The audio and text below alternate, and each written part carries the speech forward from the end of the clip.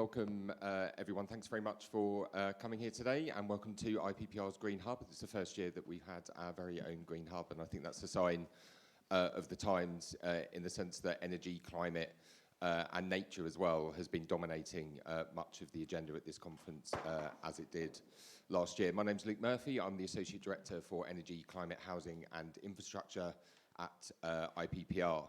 And obviously here today we're going to be discussing how we supercharge the clean energy transition. I think it's, for all of us who've been working on these issues for a decade or more, it's hugely exciting. I think that the Labour Party has committed as one of its 5 missions to achieve that target of clean energy by 2030. But I think it's fair to say that that is going to be a challenging target to deliver. Some say let's call it a stretch target. It's going to be extremely difficult, and I'm really looking forward to getting into, in the discussion, what the political, technological, infrastructure and other barriers that there are to achieving that. But we also know the importance of achieving that for our energy security, for achieving lower bills, and for tackling the climate crisis as well. We're really pleased that Siemens Energy have agreed to support this event, so thanks very much to them for their support, and really delighted to have such an expert panel with us today to debate these issues. So on my left we've got Jeff Smith MP, who's the Shadow Minister for Clean Power and Consumers. We were just saying earlier, just before now, I know it was only a few weeks ago that you were reshuffled and you were talking about sport, and now you're talking about sprinting for clean energy, so you've had to get on top of the brief very quickly. We've also got Catherine Raw, who's the Managing Director for SSE Thermal. We've got Steve Scrimshaw, who is the Vice President of Siemens Energy. Emma Gatten, who's the Environment Editor at the Telegraph. So we're going to take some opening remarks of about 5 minutes from each of our speakers on the issue, and then looking forward to opening up in terms of debate with yourselves. And first off, for opening remarks, I'm going to come to Jeff, and I should say Jeff does have to leave at 11, so I will make sure that after the contributions we do get some of your questions in, because I'm sure many of you may want to ask Jeff a few questions. But Jeff, over to you. Great, thanks Luke, and thanks for the invitation. You should have started by saying we have an expert panel and the politician, really. As you said, I've been doing the brief, but I think about 4 weeks now. So my task here is to listen and learn. I think we don't in this party dismiss the experts, so I'm keen to engage on what is a really important key area for the Labour Party. And I'm particularly pleased to be here at an event sponsored by Siemens. My constituency in Manchester Withington is almost entirely residential, but the one big kind of base we've got is the Siemens Northern Office Hub, so it's great to be here. Yeah, so I mean, as I say, I'm keen to sort of engage with stakeholders, engage with the experts, particularly as we formulate our policies on particularly things like social tariff, on energy efficiency, and on everything around delivering our mission. And I think Ed has set out the task, I think, very well. He's talked about the 4 crises that we face: the cost of living crisis, the climate crisis, jobs crisis, and the energy insecurity crisis. And the fact that clean homegrown energy is the answer to all those 4 crises. And so we need to tackle them together. It is, as you say, a challenging agenda, but it is a big opportunity, and it is the biggest kind of industrial and economic opportunity of the 21st century. So it starts with our pledge for clean power by 2030, creating the jobs and the growth that we'll need in our economy, reducing bills, because we know obviously that renewable energy is now the cheapest energy that we can get. And over the last couple of days, but over the last weeks, we've been setting out how we're going to start delivering that. And we've talked about, I think we announced at conference last year, the establishment of GB Energy, a homegrown, publicly owned champion for investment in renewables, creating the jobs and supply lines, and crucially, putting in the investment. If we've got a stake in those investments, it does give the private sector the confidence then to invest. And similarly with the the National Wealth Fund that we've talked about, investing alongside the private sector in some of the big things we need to do. So gigafactories, hydrogen and energy storage, industrial clusters, and the like. At the same time, we need to make builds cheaper. And the other side of our big investment, and I was actually, long before I was in this brief, I was really pleased and proud that the biggest and first major policy pledge that we made ahead of the election, and this is going back a couple of years now, was the £28 billion into the Green New Deal, if you like. And I think that's a really important signal of the priority that the Labour Party gives to this agenda, and how it will be absolutely key to driving our economy and changing our society. And so I was really pleased, and when we announced that, and that also includes, of course, the Warm Homes Plan, which is about retrofitting and making our homes, 19 million homes, reducing the carbon emissions from those homes. And that will kind of start to pay for itself, because once you start making those homes warmer and more efficient, you get a healthier population, you get a lower cost for the NHS, you get increased economic activity, reduced absenteeism, and you reduce the need for financial support for energy bills. As I say, it will be, the whole agenda is a challenge, and as you rightly say, we are stretching ourselves, but if you don't have the ambition to do these things, one of my favourite songs used to be the old one that said, if you don't have a dream, how are you going to have a dream come true? So yeah, it's a stretch ambition, but we think we can do it. The challenges, I suppose, the grid is the biggest challenge, and Ed and Rachel have set out over the last couple of days the priorities for investment. The fact that we've got £200 billion of private investment in the queue for connections to the grid. So tackling the barriers, both in terms of speeding up decisions and having the future system operator as a kind of system architect planning the grid for the future is absolutely key to that. And we've talked about the need for a real industrial strategy delivered through our green prosperity plan and that National Wealth Fund. And I think we have some natural advantages here. We live on a very windy, rainy island. We have a history of leading industries. We have a unique geographical advantage. So we're on the edge of the North Sea shelf. So as we transition from oil and gas, we've got the potential for things like carbon capture and storage using those geographical advantages. So we start, I think, in a good place. And I suppose just to finish, we have to do this. There's no alternative to transitioning away. And the quicker and the earlier we do it, the more quickly we reduce the costs to the nation and to the country's bills long term. So we're up for the challenge, as Ed made the theme of his speech yesterday. In terms of this agenda, bring it on. Fantastic. Thanks very much, Jeff. And next up, we've got Catherine. Thank you. So I'm MD of SSE Thermal. SSE is we position ourselves as the clean energy champion of the UK and Ireland. We sit across the power system, so in renewables, in transmission, in flexibility. We have announced an intention to invest £40 billion over the next decade in delivering net zero for the power system. And that includes building the largest offshore wind farm in the world, which, as we planned it, obviously, today we announced first power for Dogger Bank today. So we're actively investing in this space. We're living it and breathing it. We're investing in transmission and distribution across both Scotland and in the south. And we're investing in flexibility. So I run the inconvenient truth part of the business, which is the gas power stations that keep the lights on when the sun doesn't shine and when the wind doesn't blow. I run 40% of the UK's gas storage, onshore conventional storage.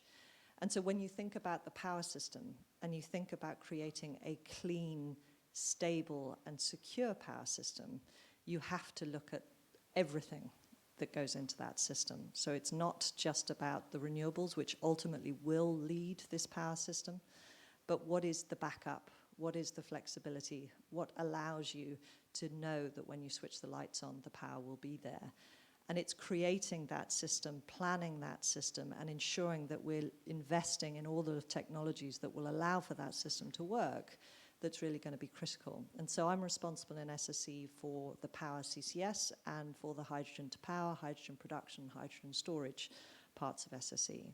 And these are first-of-a-kind technologies. These are, to a certain extent, technologies that haven't been delivered at commercial scale in the UK. They have been done elsewhere. And what we need ultimately is really to have, from any new government, one, the confidence that there is a proper understanding of the power system and how the power system actually works. You know, this is a system of systems. So once you've got through your 4 apocalypses, there are at least another 20 bottlenecks that then have to be debottlenecked in order to be able to get the system to work. The second is confidence that CCS and hydrogen are actually part of the future system solution. And third, confidence of how we can get, what are the steps that would allow us to get to that decarbonised system by 2030? Because there are multiple steps that need to be taken in order to achieve that. And then finally, particularly for the communities within which we operate in the industrial heartlands of the UK, confidence that the transition will be smooth for the communities within which we operate. You know, so we have power stations that have gone from coal, gone through the dash for gas in the 90s. You know, we've just commissioned the world's most efficient, sorry, I should say Europe's most efficient. Is it yet the world? It's a Siemens energy turbine, this is why I say that. We've just commissioned Europe's most efficient CCGT in the Humber. And we're wanting to build the next power CCS plant there, along with Siemens Energy, and we're wanting to build the next 100% hydrogen to power CCGT there. And really the question is, can we provide that future for the communities within which we operate and ensure that those jobs remain? So those would be my key messages. Thanks very much. Steve, over to you. So, morning everyone. So I come from the north, so I'm used to no sun, plenty of rain, things like that. And it's good to hear what Catherine said and also what Jeff said. I was asked to focus on the technological barriers to actually achieving net zero. And I don't think technology is going to stop us from achieving what we want to achieve, whether that's 2030 or 2035. I think we can do that. I'm probably biased because a sixth of the world's generating capacity is using our technology as Siemens Energy. But I don't think it's technology that's going to hold us back. I think it's more going to be around legislation, about regulation, about business models, and those types of things. And I think we've made a great start towards net zero, really have. And I was going to say it would be the worst possible time to actually drop the ball and retrench on that. But I think what I've heard in the last 24 hours, I have to say, is that that doesn't appear to be on the agenda, that everything seems to be all systems go to actually try and achieve that, which is good to hear. I think there's no doubt about it, in the UK, we really need to accelerate the pace and the scale of deployment of clean energy technology. I think that will give clarity to developers, it'll give clarity to suppliers, investors, and critically to new supply chains that we need to create. Because if we don't move and get the first mover advantage, the risk is that somebody else, somewhere else, will take advantage of that. So I think that's really important, because that helps to build new industries. I think changing dates, moving goalposts, or refusing to recognize when things have changed on a global scale, I think that's something that creates fundamental uncertainties, and it risks us taking our rightful place on the global stage. So I think we've got to be careful about that. If things change, that we need to recognize changes that have happened. I think another thing that concerns me is, or did concern me, was net zero becoming a partisan issue between the parties. And I think we need to avoid that at all cost and not make it a political weapon, because we do need to achieve net zero no matter which political party you come from. I also think net zero is the growth opportunity of the 21st century. It's an opportunity for a generation that will serve generations to come. I think even in my short career, or maybe long career, it's become part of mainstream consciousness, and I think we should embrace it as we come. I do welcome Labour's pledge to make Britain a clean energy superpower. I think it's good. Now isn't the time to slow down, but to decarbonise the GB's electricity system by 2030, 5 years earlier than the current government. I think that's going to take an enormous effort. And it's more than just cables and planning, as has been discussed, and I think, Catherine, you touched on that. Although both are essential ingredients, there's a lot more besides both cables and planning. But if we get that sorted, it's a step on the journey. And I think why we should be proud in what the UK has achieved in moving to renewables and the elimination of coal. So coal will be gone next year completely. We cannot afford to rest on our laurels. And some of the strap lines that have been bandied around that we have 4 of the largest wind farms in the world, or 4 or 5, and I think we need to move past that and continue on that journey. During a recent visit to our wind turbine facility in Hull, I was reminded really of the art of the possible. The sheer scale of offshore wind and the technology made possible by the capabilities of very highly skilled people. This is a workforce that's been built up from ground zero to, we've got around 2,000 people working there now, and they've produced over 2,000 blades in Hull, and the latest one is 108 meters long. That just sort of puts it in context of what we're talking about here. But, and it's a big but, I think our crown is slipping. And I say that because of the disastrous AR5 results, where there was no offshore wind that was successful in that auction. I think that has set the industry back significantly. And that's something that was expected, but it was allowed to happen. And I think that is something that we really need to, we can't change what's happened, but let's move forward to AR6 in the future to try and achieve the targets that we're trying to do. We need offshore wind to get to net zero, but the industry is struggling. And we need to recognise that. And to meet the 50 gigawatts of offshore wind by 2030, we need to build something like 3 times as much in around a third of the time it's taken to do what we've done so far. So the pace and the scale of what we need to do, I keep mentioning that, is very, very significant. I think AR5 did show that the policy and the practicalities are just not adding up to the change in the market. The CFD allocation mechanism needs to be urgently changed to make sure it doesn't happen again. And I'm pretty sure that the government have got that message, and hopefully they're working along those lines. I think if we are to achieve our targets on the route to net zero, whole new industries will have to ramp up and deliver at scale. And I'll give you an example. If you look at the electrolytic hydrogen production in Great Britain, it must grow in the order of 10,000 times of where it is today by 2030. Just think of that. It's very, very significant. And to put that into context, that's like asking the hydrogen industry to expand to the size of today's electricity industry in less than 10 years, in what it took the electricity sector almost a century to do. So that just gives you another sort of idea of the scale and pace. And I think while the UK has spent time developing complex support model for hydrogen, neighbouring countries have got on with the job and have started building. We are yet in the UK to award anything over 5 megawatts, whilst world-scale green hydrogen projects are now up into the 100 megawatt range and bigger, so they're growing and growing. Electrolyzer manufacturers have announced gigafactories in Europe. 6 have been planned for Germany, and the only one we have in the UK has scaled back plans and investing elsewhere. I'm not saying that it's game over. I just think that there's an opportunity there if we move quickly, and we need to get things done. Last few comments. Grid's been mentioned regularly during this conference, but just to be clear, there is no energy transition without transmission. It can't happen. So grid is really, really important, but there are many parts to the grid. The electricity grid must be fit for purpose for us to deliver net zero. Our network comprises the veins and the arteries that transfer power from offshore to onshore and across the border wherever we need it.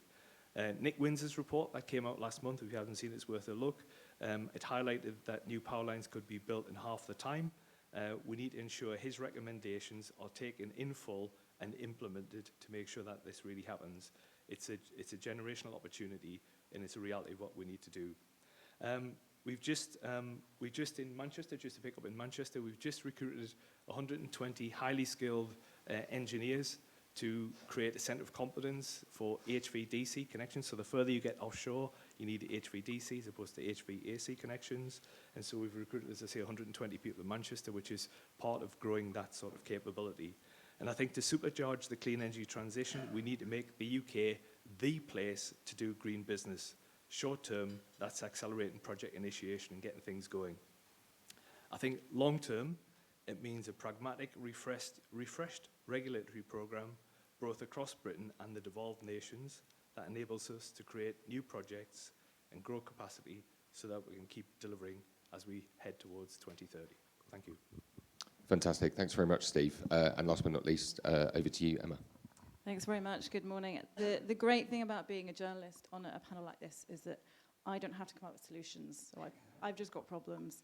And I want to talk a bit about the kind of consumer politics of this, because I think, the politics of net zero it's a really fine line, because on the one hand, we know from repeated polling that people really do care about net zero. They back net zero. They want to see action on climate change.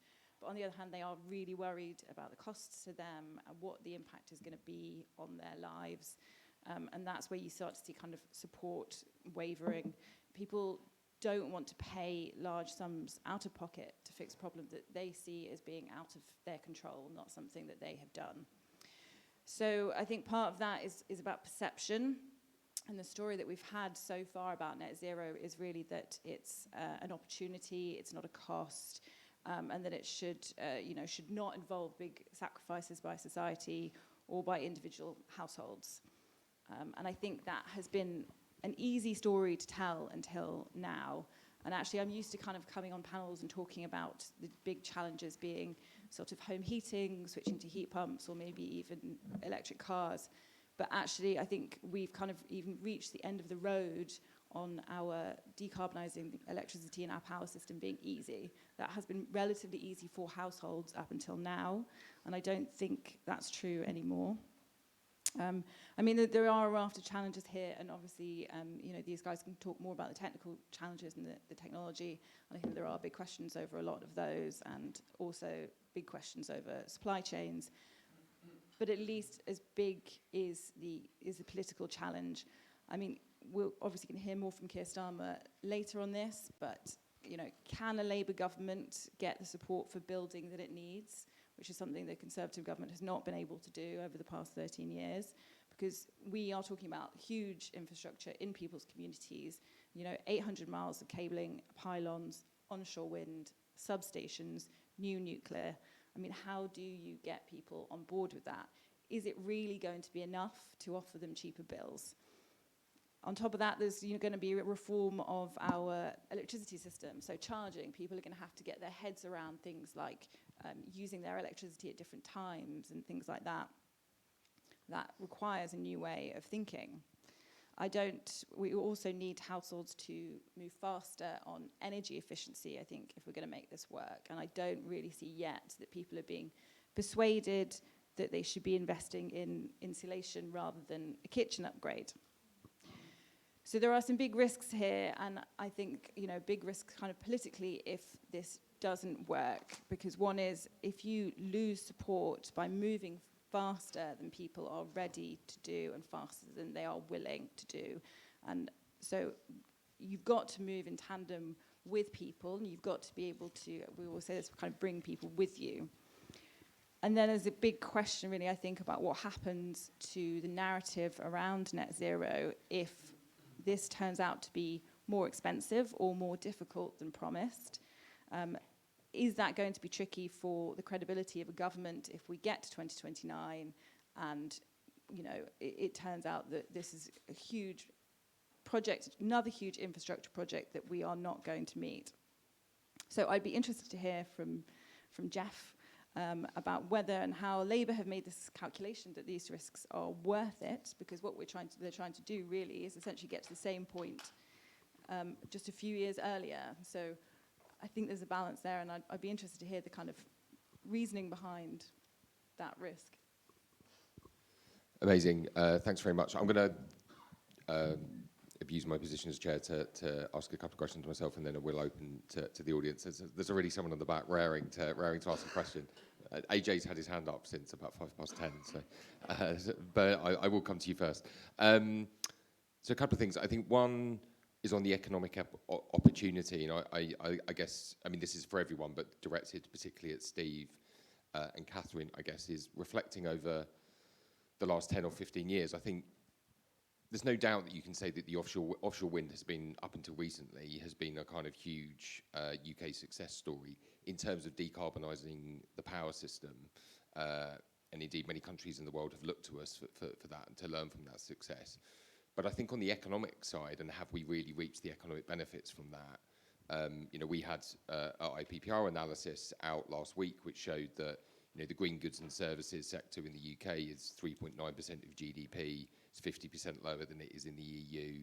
If we'd had a similar density of job creation as Denmark in terms of its wind sector, we'd have 100,000 more jobs. And that's partly because their environmental policy has been allied to an economic and industrial strategy to maximise that opportunity. You know, they have the 17th largest wind capacity in terms of deployment, but actually one of the world's leading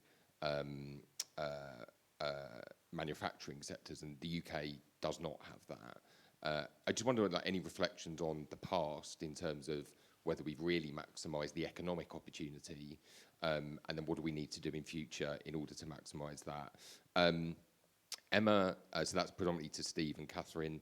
To Emma, I was interested in your reflections on the impact on the consumers and the public of where the parties are now going. You've kind of touched on this a bit, but given the kind of very divergent messages I think we've now heard from Rishi Sunak and the Conservatives going in a kind of more sceptical direction, I think it's fair to say, and I think it's fairly obvious that what sits behind Rishi Sunak is a much more sceptical party, I think, around net zero. I think that's fair to say. And as you said, like, Labour's kind of very supportive. I wonder where you think the public is headed in that debate. Are they kind of, obviously people support action, but you're right that there is increasing concerns around costs. And then Jeff, I think Emma kind of asked the question that I was going to ask you really, which is, how is Labour going to deal with that challenge? Like, up until now, the large part of our decarbonisation has occurred in the background through the power system in a way which hasn't really touched on people's lives. We know that, you know, people are going to need to change the way they heat their homes, how they get around, and for some people, their jobs as well. So this is going to impact their lives in a much more tangible way. Just wondering how, you know, in accordance with Emma's question as well, like, how does Labour tackle that challenge and face up to it and support people in that transition? And I will come to Steve first, if that's all right.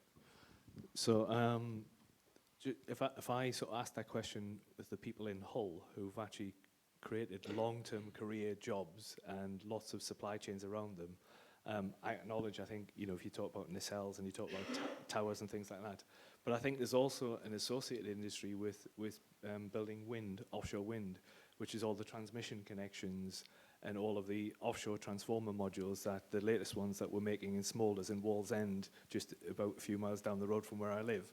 And it's all those other industries. As you get more proliferation of offshore wind or any renewable energy, you end up with grid instability. So there's a whole market that's been developing which is on grid stability type projects as well. So I think if you get down to component level, you know, I acknowledge your point, and I think you can talk about nacelles and things like that. But I think there are other industries around it which have certainly benefited. And I think if you were to ask anybody who's been employed at Hull, you know, a totally new workforce that were brought in because of their culture and their approach and how they deploy things, and I think it's something that we're quite proud about. I think some of the new measures with the non-price factors in CFD rounds is to trying to move that ahead. But I think, let's see, if there is a change of government, let's see how the new government would want to take that forward. Thanks very much, Catherine. Well, I'll just pick up on that last point. I think one of the key things as we look forward to not make the same mistakes of the past is that it can't be a race to the bottom. So yes, renewables is cheaper, but the consequence is you have an industry that's now struggling and not making money, and Siemens Energy can testify to that, as well as Vestas, as well as multiple of the wind manufacturers, turbine manufacturers. So when we look at these competitive tenders and we look at the CFD mechanisms, it needs to be about value, not just cost. And what I mean by value is looking at local content. It is looking at system integration. It is looking at all of these other things that will create more than just a cheap wind farm. Because if you're just pushing for a cheap wind farm, then you're going to go somewhere that's lower cost than the UK. That's just going to happen. So that's point one. I think point two, it's about investment pipeline certainty. You know, the reason Siemens Energy put their wind turbine factory in Hull is because they could see the potential of offshore wind. They could see what was going to be built in front of them. And so when we think about the energy transition and what the projects are going to be, it is being able to identify that pipeline certainty and the timing of that in order to justify investing in a brand new manufacturing facility anywhere in the country. So those will be the two aspects that will really define the success of UK's green industry going forward over the next decade. Thanks very much. Emma? I've just written down the word confused, because I think that's kind of sums up where people are at. I mean, as I say, we know people support broadly net zero, they support where we're going. I don't think there is an understanding of what it means to get there. I don't think people know. I mean, I have people ask me all the time, what am I supposed to be doing? What should I be doing? And it's not obvious. It's not obvious how people are supposed to afford it. I mean, you look at heat pumps, for instance, like my dad, who has a house that's kind of perfectly ready for a heat pump. He still doesn't know where to go to get one. He has asked for a couple of quotes, and they've come back to him with insane figures, even putting in the grant. And I think that there just isn't enough information out there about what it is that we are trying to do and how we're trying to do it, basically. Thanks very much. Jeff? Thanks. I mean, we've talked about this as a mission, and that's what it is. We need to address this as a major national strategy and task. In the same way as, for example, we talked about the vaccines task force. We need industry and government coming together to work together to tackle these issues. And we, in order to take the public along with us, we have to explain that narrative, and we can maybe do it in relation to those four challenges that Ed has laid out.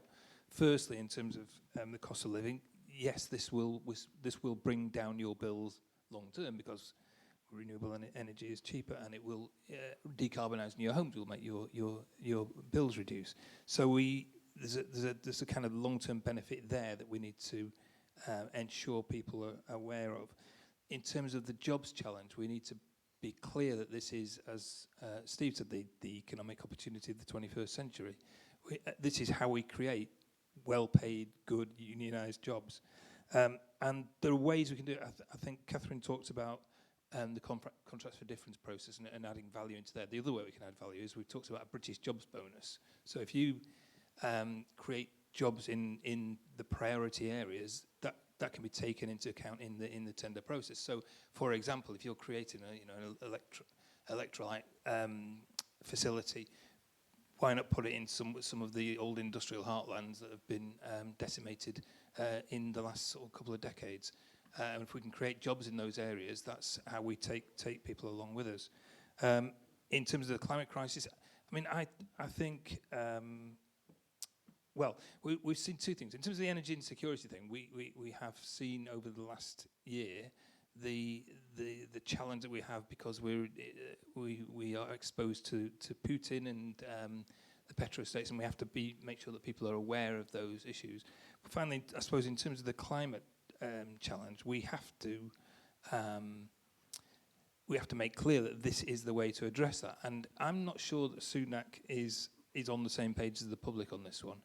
I think people have seen all the climate emergencies that we've seen over the summer and over the last couple of years, and they looked at the Uxbridge by-election. They looked at how they created a wedge issue using the ULEZ, and thought that's our way forward. That's how we can create a differentiation between ourselves and Labour, and I think that was a very unique issue, and I don't think the public are with them in the same way on the wider kind of climate challenge. And you said rightly, this is Sunak trying to take a sceptical party with him.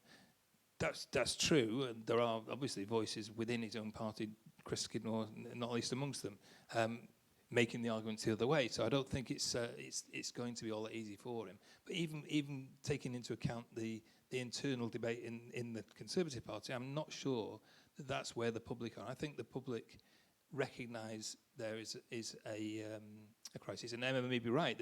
They may not understand exactly what it means to them, but I think people are aware that this is, the biggest issue that we face, and we need to address it, and this is the way to address it.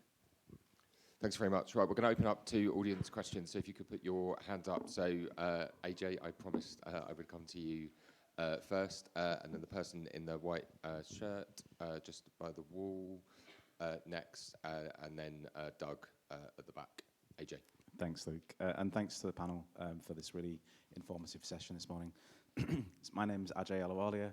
I'm the head of supply chain at Renewable UK. In a personal context, I'm an electrical engineer, and I've designed, built, and operated offshore wind farms for over 13 years. So I like to think I know a little bit about what I'm talking about. Shameless plug for the report.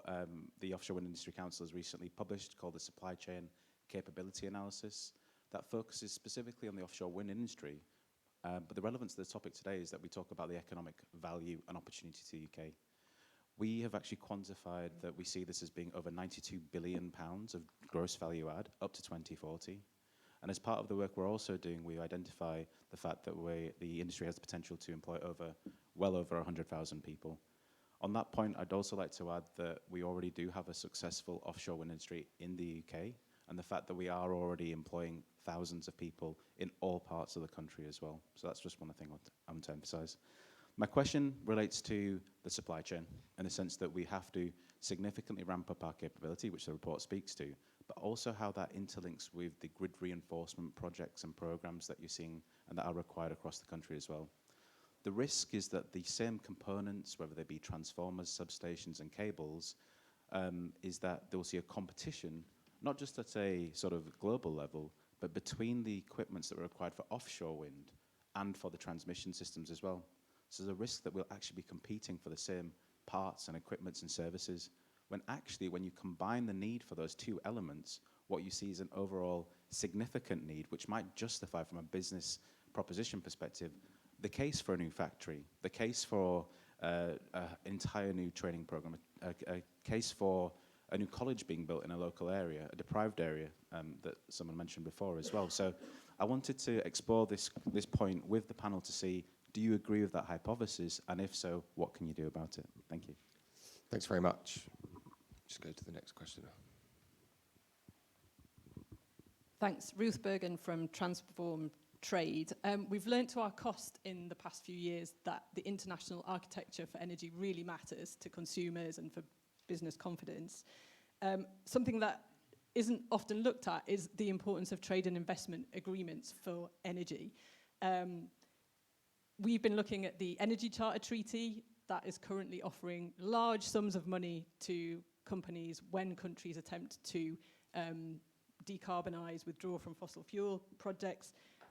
It's a system that's not very keen on local content, so Catherine, you mentioned that. The UK has already been challenged by the EU under the World Trade Organization for local content provisions within some of its tenders, and it quickly withdrew those provisions in order to comply.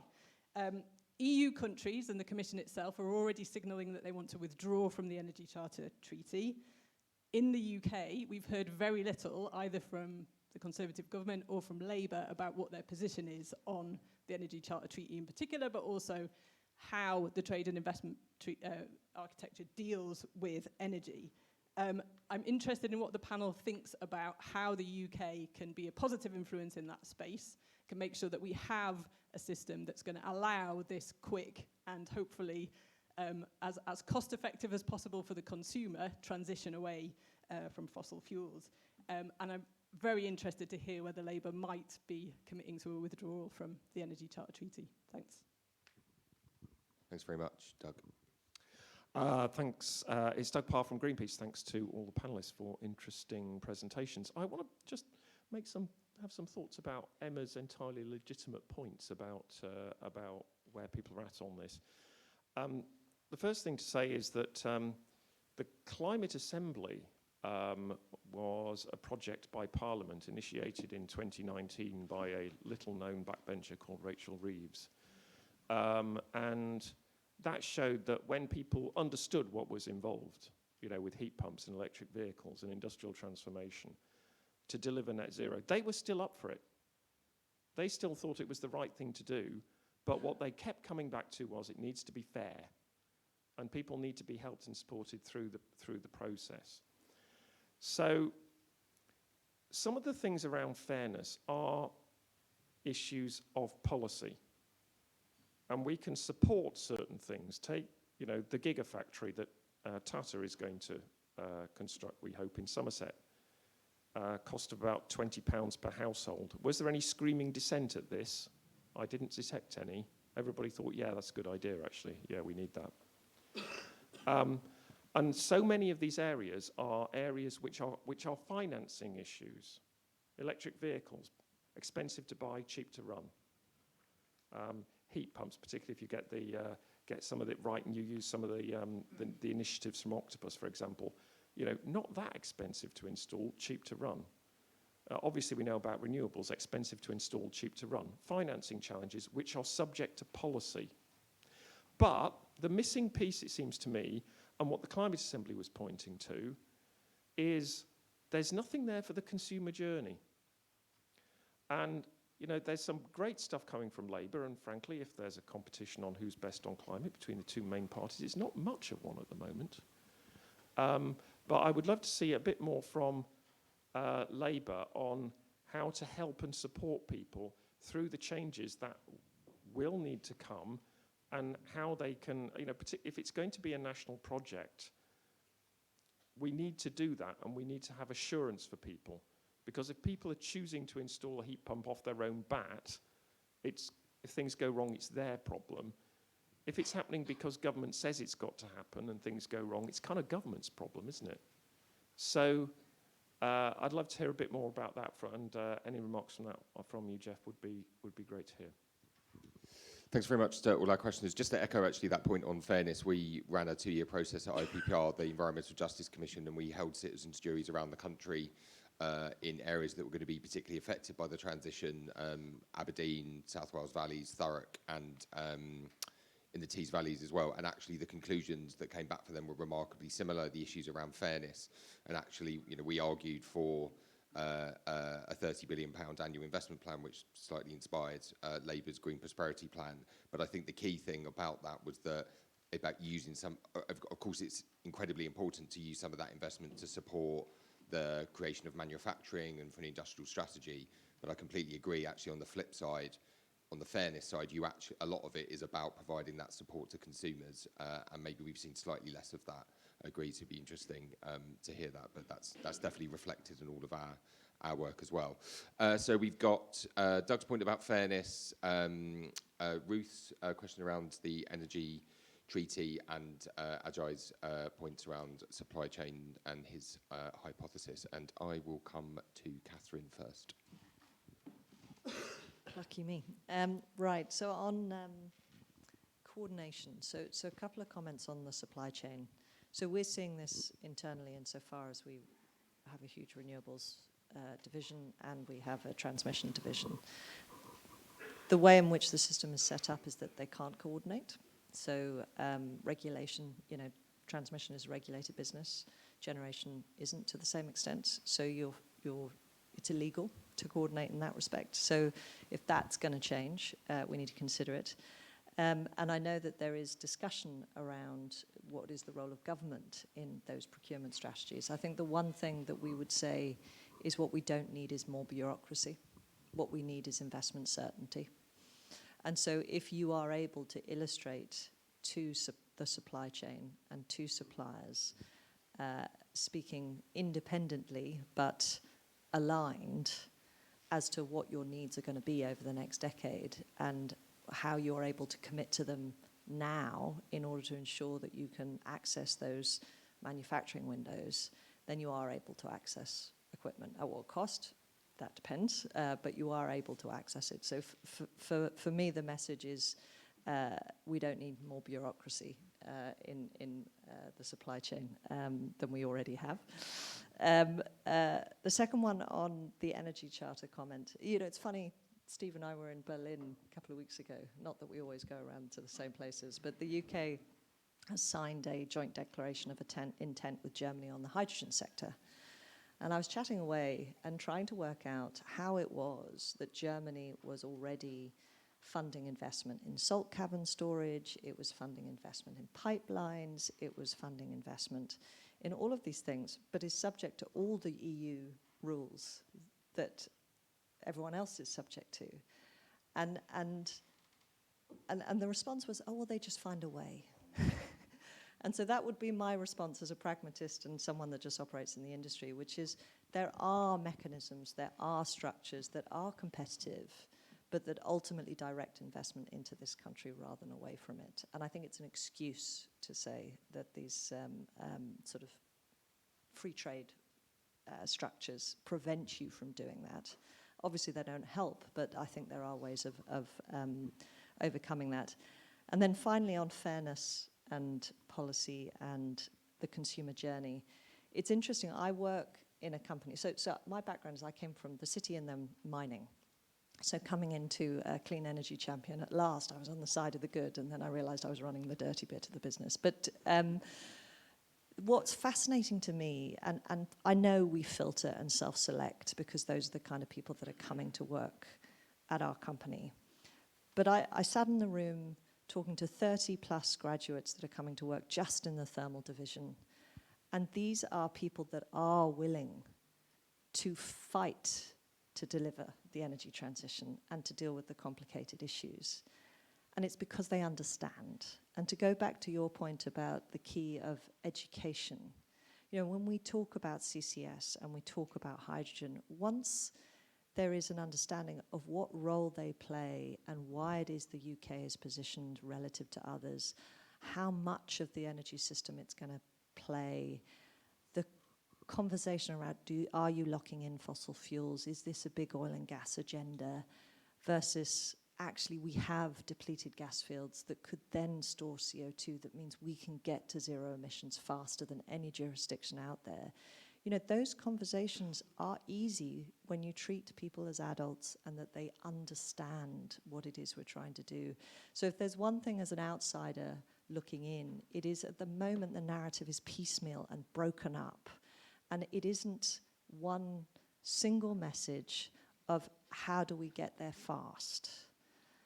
It's broken up by ideology. And the problem with ideology is good gets, or perfect gets in the way of good.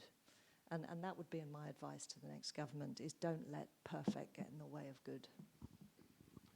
Thanks very much. I'm going to come to Steve next, if I may. And I actually wanted to return as well, just to add to the point I was making earlier about the economic benefits, because I think both you and Ajay kind of gently pushed back on it.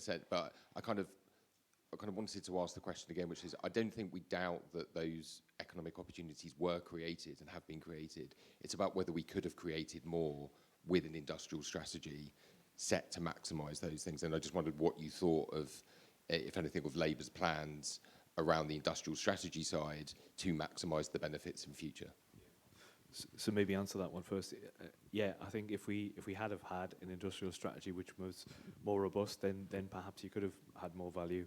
And I think we would certainly welcome, I sit here competing with 90 other countries with Siemens Energy to get the attraction of capital or investment or whatever else, and I need the best possible support to be able to do that. So, and that's what we do as our regional sort of structure.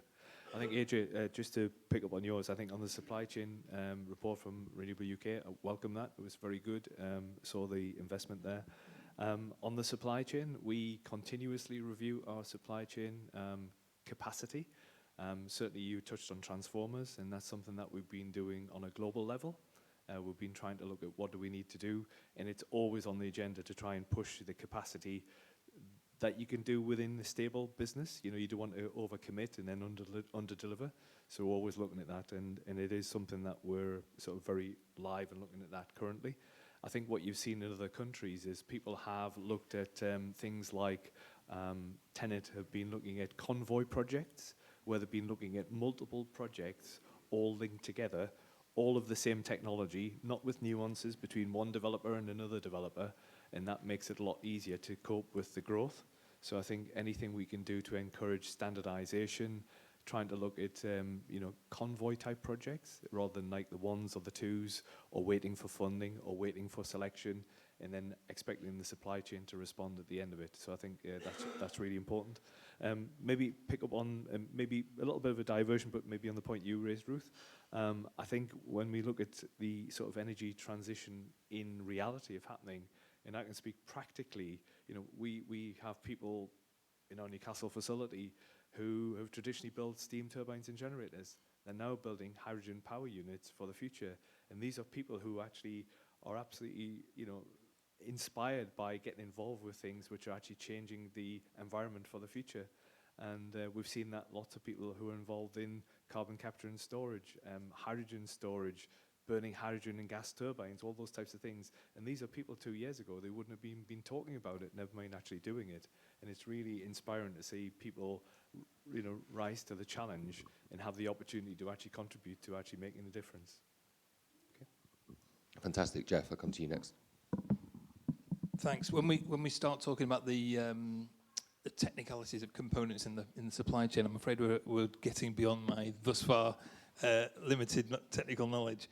But I think what we've said over the last couple of days is actually on the same lines that Steve just talked about. It's about bringing people together to do joint procurement, and we've talked about in the last, I think yesterday, Ed was talking about bringing for the next sort of procurement for the procurement of the future grid, bringing the transmission operators together to get those standardised parts and components that we can get the what's the word I'm looking for?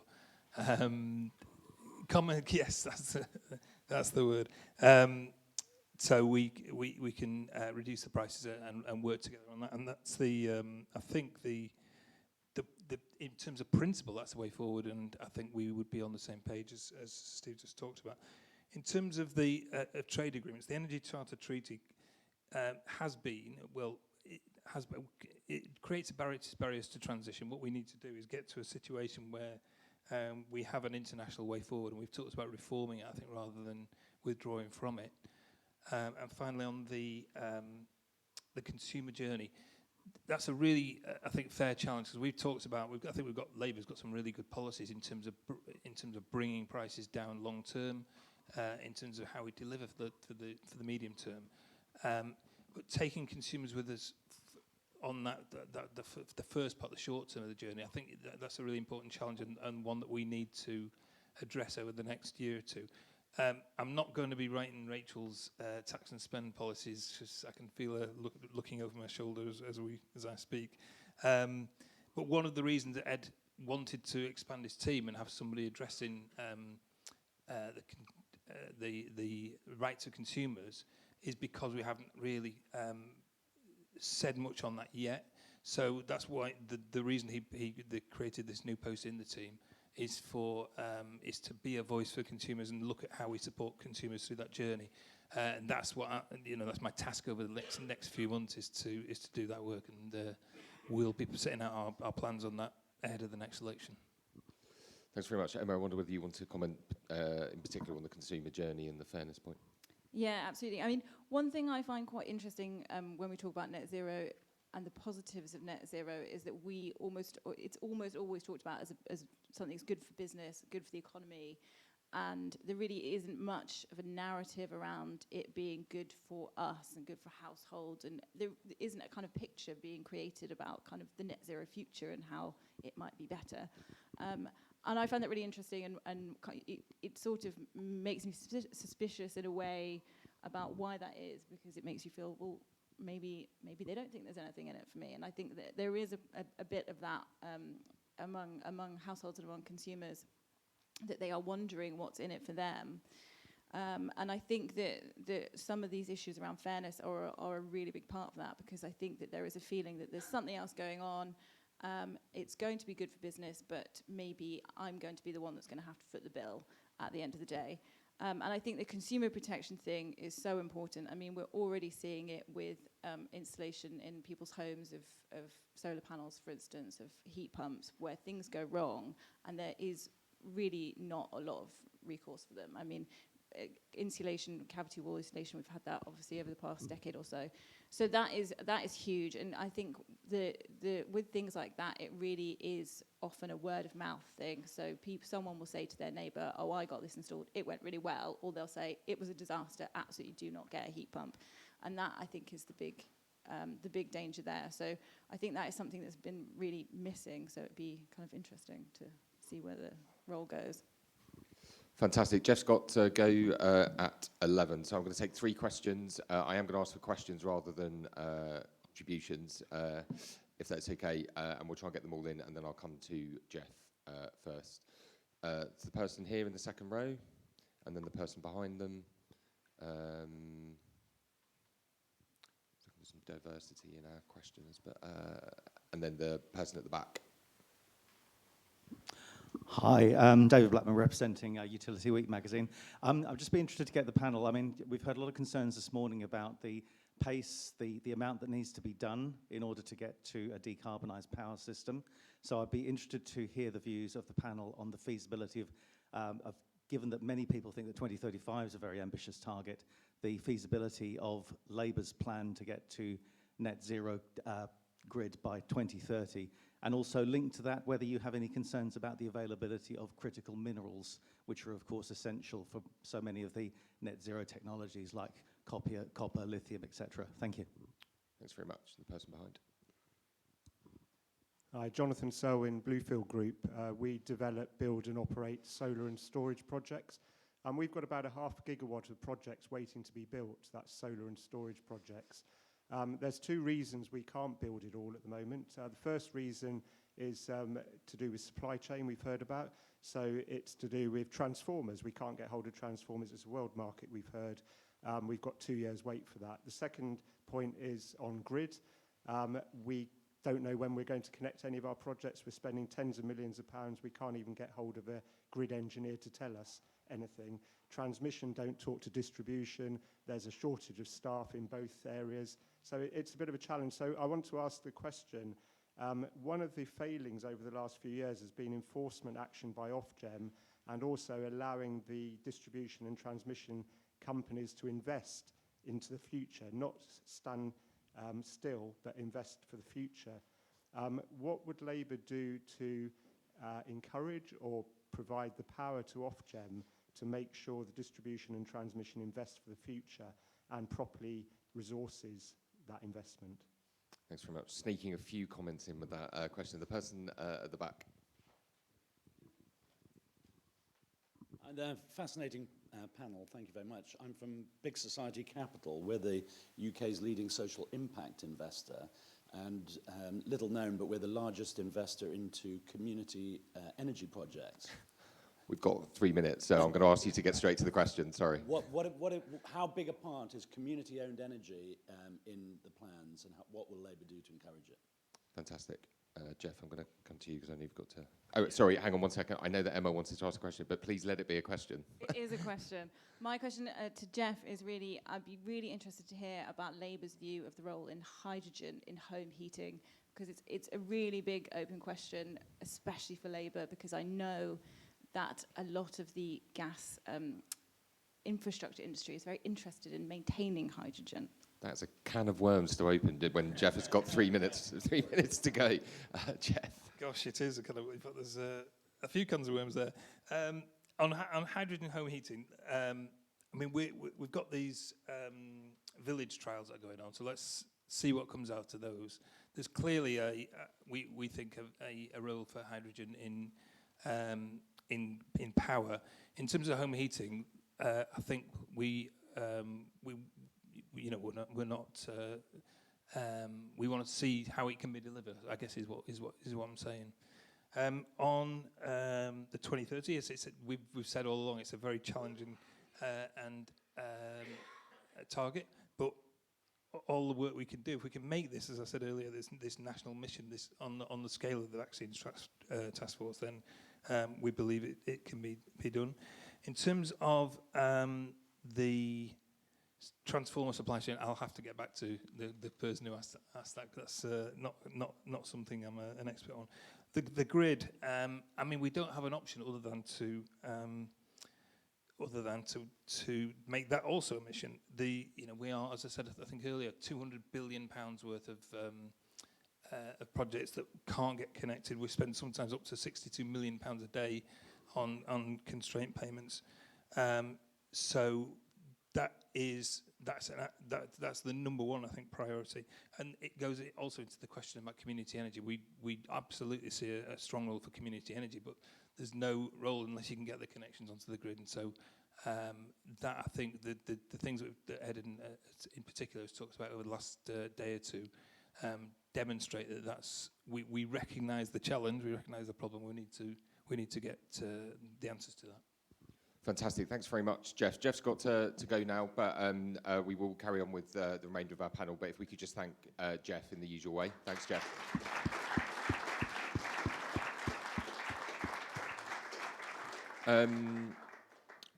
Wonder if the panel would like to answer some of those questions, Catherine?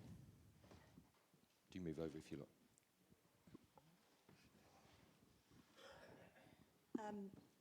So the 2035 challenge. So as someone that is sort of involved in all of the mechanisms and structures in order to get you to decarbonise the power system, the biggest challenge I think a Labour government, if they get into power, will find is that all of the systems and structures and funding mechanisms are designed for 2035, and they've already been issued. So ASTI, a good example, defines a certain level of build-out of the transmission system to deliver a certain level of offshore wind by 2030. And that is not enough. Sorry, by 2030, that is not enough to get you to a decarbonised power system. It's the next investment mechanism after that that will then get you to a 2035 power system. And even when Scotland came out and increased their offshore wind target, the biggest challenge is how are you going to get that all onto the system? So then you talk about hydrogen. Okay, well, hydrogen may be able to unconstrain the grid and allow you to bring some of that offshore wind down into the south.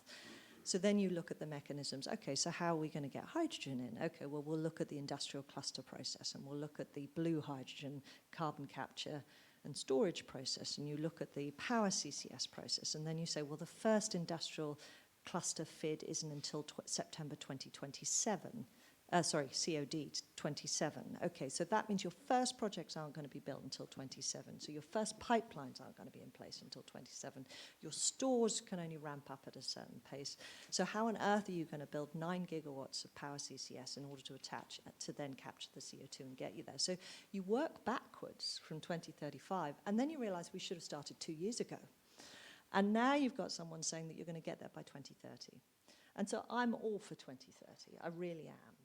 But you've got to work backwards, and you've got to say, okay, so how do we create the structures to allow for that, given that some things are beyond our control? You know, you cannot ramp up a CO2 store based on an ambition. It's the geology that will define. It's the pressure of the system. It's the risk of CO2 leakage. You don't want to rush this stuff, because if it fails, we'll never do it again. And so for me, those very basic, practical realities of the steps that you have to take to decarbonize the power system need to be sort of, everyone needs to take the emotion out of it, everyone needs to take the propaganda out of it, and everyone just needs to sit down and say, actually, how are we going to do it? So that's point one. Critical minerals, absolutely. As someone that worked in the mining industry during the industrialization of China and seeing the shortages of minerals, we called them rare earth minerals back there, shortages of copper, nothing's changed. Geology is getting harder, the technology is getting harder, and geopolitical tensions are getting more difficult. So supply chain and critical minerals are going to be key. What is the UK's role in that? Well, I think we've got a bigger voice than the role that we play. We can produce a bit in Cornwall and a bit in Scotland, but ultimately we're going to rely on Australia, we're going to rely on the US, we're going to rely on Canada, we're going to rely on Latin America, and we're going to have to rely on Africa in order to find these minerals. And that has a whole other ESG issue associated with it. And then The grid question, transmission. So ASTI is interesting, because in transmission, Ofgem have realised they need to do anticipatory investment. In distribution, we haven't seen the same structure. So distribution is really the next focus for the government, is how can we do that? Community energy, great, all for it, but not something SSE is going to comment on. And hydrogen for home heating. I think industry is where we get hydrogen socialised first. So whether or not you believe hydrogen for home heating in the future, I don't have a view on it. But the quickest way of getting hydrogen infrastructure in place and to socialise hydrogen as a fuel for the energy transition is to get industry to take it on first, because we'll manage the risk. We deal with high coma sites. We deal with the Health and Safety Executive. Industry is already dealing with grey hydrogen in Teesside. No one knows about it. So these risks are being taken every day and no one worries about it. If we can prove that it's good for industry and that the pipes and the storage and the infrastructure get put in place, then you can roll it out across the country, is my view.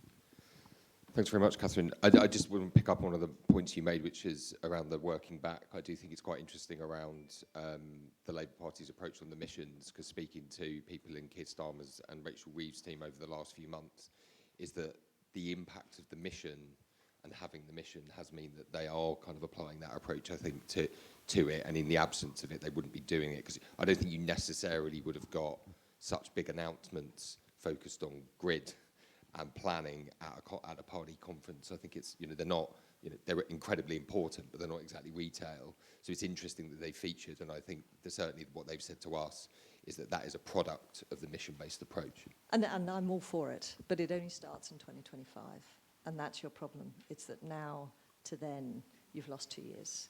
And so but I agree. I don't want to be a naysayer. I'm fully for it, but let's just work back. Okay, once you've solved grid, most of those projects that are in the queue aren't actually ever planning to be built. So then you get rid of all of the queuers for the sake of queuing, and all the punters that are just trying to auctioneer.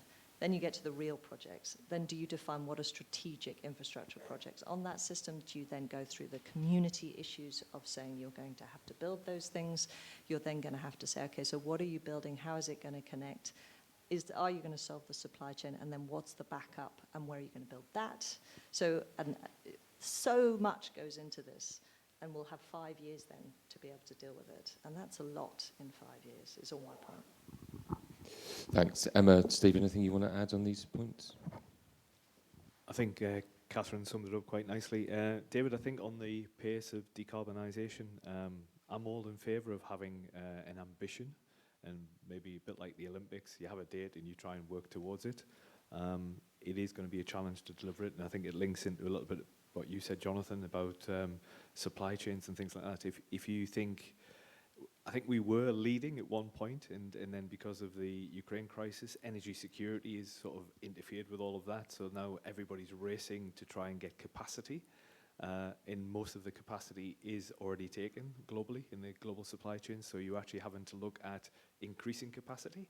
And if you just do that, future backwards exercise that Catherine sort of described, if you need to build facilities like transformers, and you said 2 years, I think, and that's quite ambitious to get something for 2 years. I think it's usually double that at the moment. All right, okay. But some of the bigger ones you're talking about a lot longer than that. And to build capacity, if you've got to start building facilities to increase capacity, in addition to the network that we have, and we've grown it significantly, genuinely across the world, it does take time to get there. And if you sort of build that into some of the things that we're trying to do, if you talk about, in the Committee on Climate Change said you'd need something like 12 carbon capture plants, 10 to 12 carbon capture plants to get to net zero by 2035.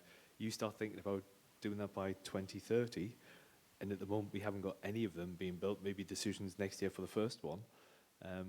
It's really, really quite ambitious. And then you start to talk about skills in the UK in terms of construction skills and people move around.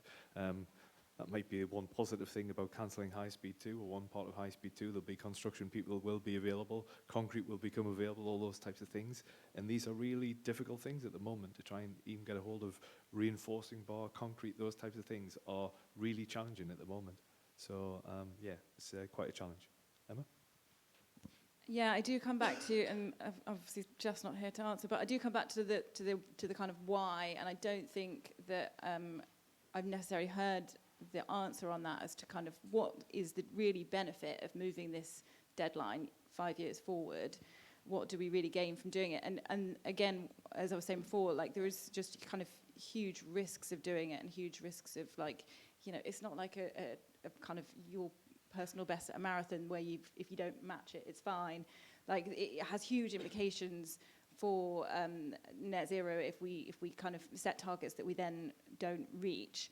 And I've heard all these kind of comparisons to kind of COVID efforts. I mean, I don't know if that's what we want to be trying to do here. If we think about when we were focused on COVID, how laser focused we were on COVID, because we had to be, but all of the other stuff that fell by the wayside, and also all of the kind of mismanagement that came out of doing it that way. Is that something we really want to be replicating with our future energy system?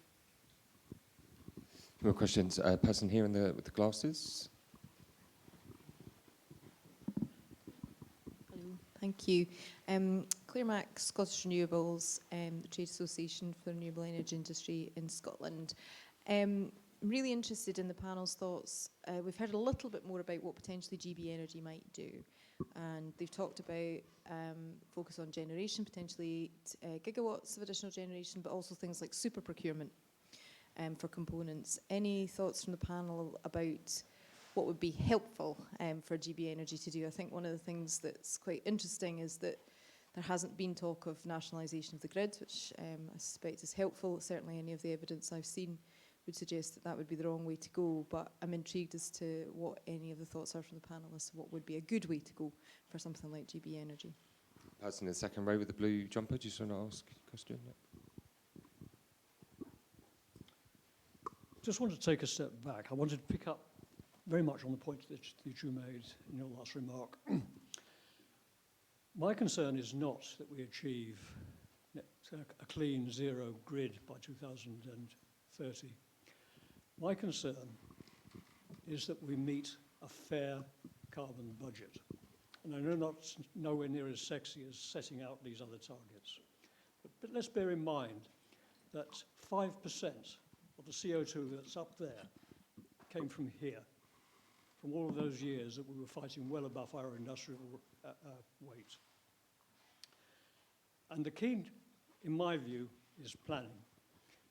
When I was a young apprentice, I should explain that I'm a chartered engineer, emeritus professor. My field is energy in the built environment. When I was a young apprentice in the 60s, I was introduced to critical path planning techniques that were developed in the Manhattan Project, when there was definitely pressure on to get things done. And that's what I think we failed to recognize here. We don't have that. We don't have that sense of that sort of pressure. The idea that you have to identify all the actions that are needed, how these actions can take place in parallel, in sequence, the dependencies, the resources that are needed. What was the critical path through this? How can you ensure that the resources are focused on those critical elements in that path? We've seen over the last year and a half the farce of the Conservative government being taken to the High Court to challenge that it could, to demonstrate that it could meet its aspirations. Having failed that, 9 months later, as required, presenting Powering Up Britain, 3,000 pages, proving that they did not have a plan. I'm just going to ask you to get to a question. My Sorry. last point is, what is our view about planning, and how do we ensure that Ed Miliband in June 2025 does not get an invitation to the High Court? Okay, how does Ed Miliband avoid going to court? That's a good question. Was there one more? Gentleman there. Yeah, Ray Ball, Community Wind Power, Renewable Sector Onshore Wind. Heard a lot this morning, great panelists, really impressed with the content. I was going to ask Jeff, should the government be a price taker or maker? But the comment's more around policy and where the government needs to be. I think procurement strategy, race to the bottom, the crown slipping, AR5, not really delivering on offshore. There's a lot of commentary around how we get to transition, net zero. isn't it time we moved away from a sort of political football around transition and actually got it to a cross-partisan committee-led infrastructure plan that we can deliver and talk about procurement strategy, global pressures and rare minerals, etc. At the right level. And also picking up on your point, Luke, around the Danish model was so far behind. And is that because we're always kicking it around as a football? Thanks very much. And then, so we'll end the questions there, and we'll wrap up after this. And I guess I've got one final question for the panel, which is in terms of what you're looking for now. What would you be looking for now from Labour between now and the general election in terms of ideas, more detail on the plans? What are you looking for? What's the most important things you think they need to be doing and showing you to demonstrate that they're serious about delivering the 2030 target and their other ambitions on clean energy and GB energy? And I will come to Emma first. So will Ed Miliband avoid going to court? I mean, it's not really a topic of this panel, but I think judicial reviews have become a pretty standard way for NGOs to get their point across, so I doubt it. In terms of what's looking for from Labour, I mean, I just think there's so much detail. I mean, we've heard it here today. There is so much to get in line on this plan, and I think that you need to see that they are thinking about all of those things equally in order for it to be a viable plan. So you can't say, well, we've got the supply chain sorted and forget about how you're going to get households on board. Similarly, you can't be like, we've sorted planning and not think about the kind of technical, are we going to get 12 CCS plants? I mean, you just have to be able to do it all, and that's why it's such a huge challenge. So maybe just pick up on your last question. What would I like to understand? And it maybe answers a little bit about Scottish Renewables. I'd love to understand a bit more detail about GB Energy, what it stands for, what it's going to do, I've heard many things said over the last few days about it's going to get involved in procurement of grid connections, and I'm just not sure how all that works. So that would be one ask for me. I think your point on critical path analysis, when I was a young lad as well, I used to do it, and it's a really powerful tool to actually understand interdependencies and all that sort of stuff. Doing it on a mega scale, maybe infrastructure, it probably is something that needs to be done to get a bit more clarity on what's required. And I think getting, as I said earlier on, I don't want net zero to be a sort of political football between the parties. I think so if we can get some sort of cross-party agreement on some of these big challenges, maybe some of the points Catherine raised about the bottlenecks, let's just see those bottlenecks, which is a bit like the critical path analysis and understanding where the pinch points and everything and trying to relieve them. And then if you get that big picture, then maybe we do stand a chance of getting to 2030 or thereabouts. Thanks very much, Catherine. So GB Energy, I think our view is that we welcome partnerships. If you look at the way we invest, whether it's Dogger Bank D, we've got 2 partners in there. Whether it's our low carbon projects, we've got equity partners in there. So if we're looking at GB Energy just as another equity partner, then that's interesting. I think we want to be sure that it's not crowding out private investment. We want to understand what are its return hurdles, and how do they behave relative to what's required in the market and to our shareholders. So there are lots of questions, which goes back to Steve. But, in principle, the more money available to invest in the energy transition, the better. Powering Up Britain, I think you're right. It did illustrate that there was no master plan. And so that's what a Labour government needs, is a master plan. And who is going to be able to create that master plan quickly in order to deliver 2030 is going to be the challenge. Is it the future system operator? I don't know. Well, exactly. So for me, it is ultimately the conclusion I walked away, at least in March of this year, was that there were lots of policies and processes, all well-meaning, all trying to get us to the right place, but they didn't join up, and they weren't. I couldn't see how strategically they were integrated, and I think that's what's lacking at the moment. And so I hope whichever government's next brings that together. This point about government funding, the government doesn't need to fund the energy transition, it needs to underwrite it. And that's a key difference. And so if we understand that and can communicate that, and put in mechanisms in order to achieve that, that will be significant.